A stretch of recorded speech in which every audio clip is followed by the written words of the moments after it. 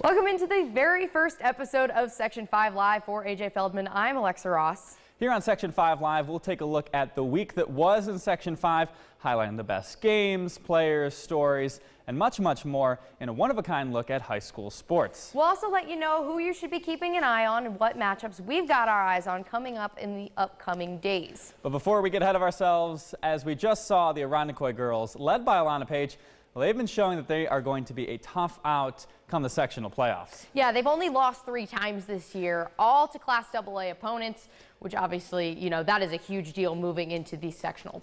Yeah, and that game against Gates Chili, it was a tough game down the beginning, trying to slow down Miriam Abizam. She actually had a lot of points. That showed me a lot that she was a presence down low, and still Alana Page, obviously, you're not going to get 50 points out of her every night, but if she can lead that team at the guard position, they have a lot of great quality players around her. They're going to be a tough team to win come playoff time. She might be the player to beat, that's for sure. They're definitely a team to watch. Basketball playoffs are still just a bit away, but just around the corner, wrestling sectionals. And that's right. This weekend, local wrestlers will hit the mat at sectionals looking to continue their seasons. And one wrestler who, let's be honest, is a pretty good lock to win on Saturday is Greg Diacomahalis. Sorry, that's a tough one. What a name.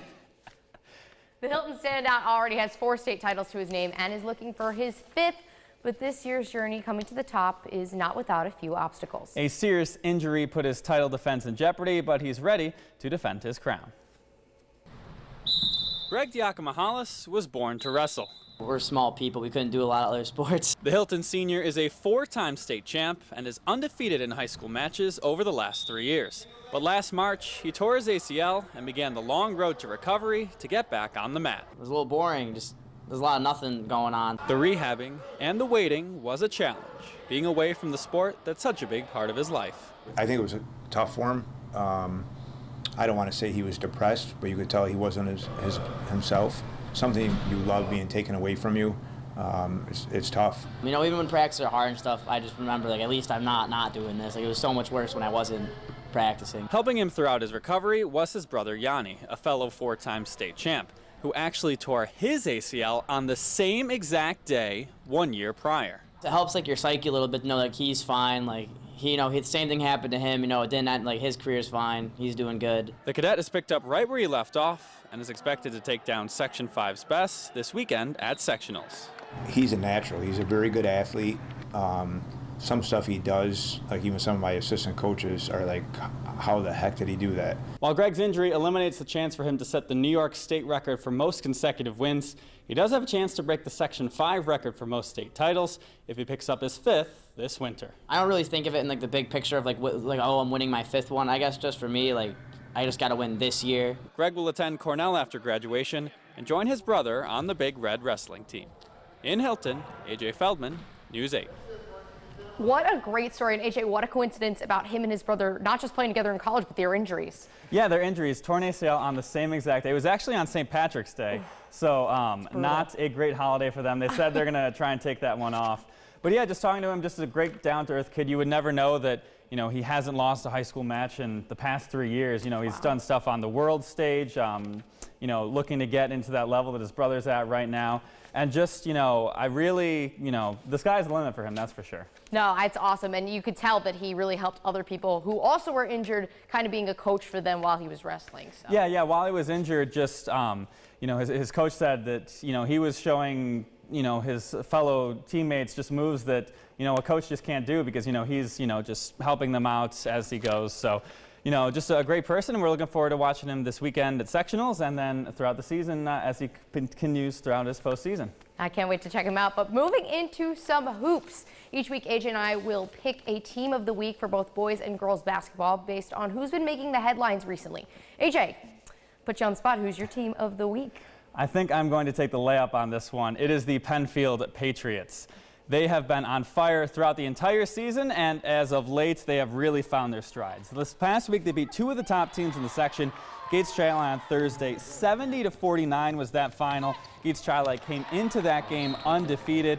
Naira Simmons with 16 points, Bailey Teal with 15. They controlled that game from start to finish. Fourth quarter, it was basically all but a formality. And then on Tuesday, they were able to knock down Aranda. Of course, we just saw Alana Page and what she can do. They were able to, Page was still able to put up 39 points, and that is just how much firepower Penfield has.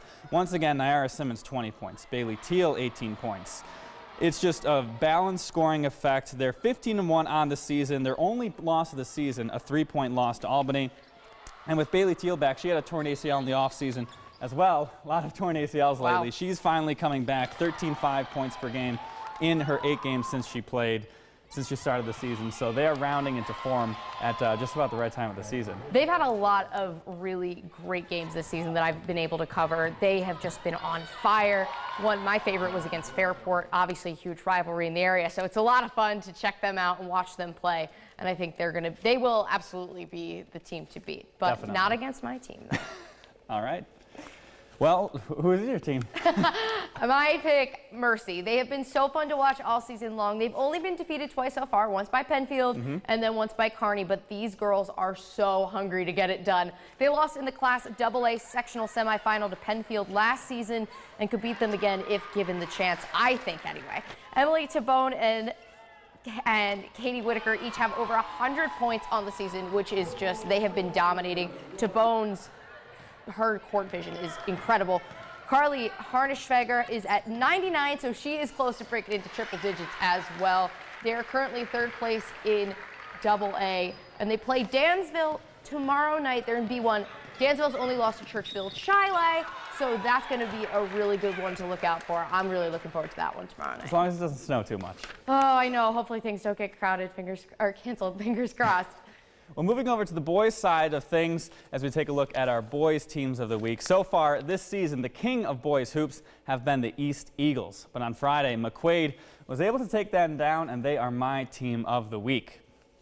You take a look at what McQuaid has done. That is probably the most impressive win of the Section 5 season so far this year.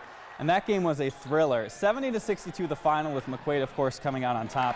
No team was in the lead in that game by more than 8 points, and of course, that was the final margin difference. Kobe Long, 23 points in that game. And they were down some guys. Ryan Hoffman didn't play due to injury. Jermaine Taggart, he didn't play the second half. So that was a big victory for McQuaid. And then on Monday, a 54-51 victory over Fairport. Kobe Long shut out in the first half. Of course, Fairport playing that, they like to slow that game down, pack everybody in. 22 points in the second half, so he knows that even when, it doesn't start out as good, he can really turn it on in the second half. Speaking of turning it on in the second half, started the season at 2-6, 8-1 since then. So another team that's really rounding into shape at the right time of the season. My team is also rounding into shape at the right season. It's all Rush Henrietta for me. These boys are on fire. They've won 7 of their last 8. Coming up big in the end of big games, they hit a buzzer beater on Wednesday over Mendon, and then a late game win over Penfield on Friday. Both of those games were decided in the final minute, and they spread out their scoring, which I think is really nice to see in a high school team. Since that buzzer beater last Wednesday, 5 different guys have put up double digits in a single game, which is really unheard of when you look at high school hoops. You see a lot of guys dominating the scoring, but these boys are stuffing the stat sheet. Chris Reed, also 2 professional milestones in 2 consecutive games. 300th win with Rush Henrietta last Wednesday, and his 400th career win last Friday.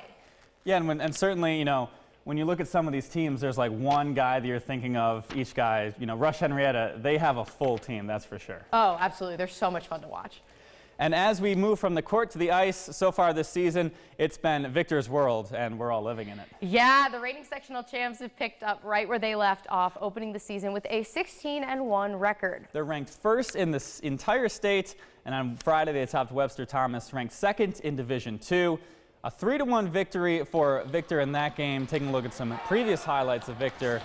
Against Webster Thomas, scoreless in the first period, but it was Jack McCandless with the game winner in the third period, as they were tied at 1 at that point. Eden and empty netter. They're currently taking on Canandaigua, also ranked in Division I. Last check, 4-1 in front for Victor. We'll have highlights for you tonight. Ooh, very nice. 7 players have double-digit points on the season. 6 of those players have over 20. And the remaining player, defender Andrew Howe, has 19, so he's really close. Hopefully he hits that tonight. He might have actually done that already. I don't know if he's one of the 4, but the closest 2 teams to Victor Hockey or Fairport and Webster Thomas. Each of them have 13 wins, so they could absolutely win sectionals again and make a run into the state Final Four. Really looking forward to the hockey playoffs, that's for sure. Oh yeah, they're going to be fun. But let's take a look at some of our games to watch this weekend. We'll have a full slate of high school hoops coming up for you in Round Ball Roundup tomorrow night. My game to watch, UPrep at Aquinas. The 10-6 Little Irish are hosting their senior night against the 11-4 Griffins. Aquinas is going to be playing hard for their guys in the class of 2020, especially since they lost to UPrep by 11 points earlier in the season. Both teams highly skilled, between Melvin Council Jr. for UPrep and Miles Blackwood for Aquinas. Fans are definitely in for a treat. Maybe a dunk or two will be in that game. Just Fingers maybe. crossed. I've got my eyes on Victor versus Rush Henrietta. We've already told you about how good the Royal Comets have been recently. So let's talk about Victor. All you need to know, 14-0, no losses on the season, already locked into the #1 seed in the sectional playoffs. And they started their undefeated season against Rush Henrietta, picking up a 63-50 win. That'll certainly be a tough road test for Victor and possibly a preview of a late sectional game, maybe even the sectional championship game. We'll have to wait and see, but I definitely think that's something we could see come March. Definitely. Be sure to head to our website to check out this week's Section 5 Best. And 11 o'clock tomorrow night, set your alarm. Round Ball Roundup. Crossed. Fingers crossed. Hopefully it'll be a good one because we'll have games. But that'll do it for this week's Section 5 Live. For AJ Feldman, I am Alexa Ross. We will see you next time.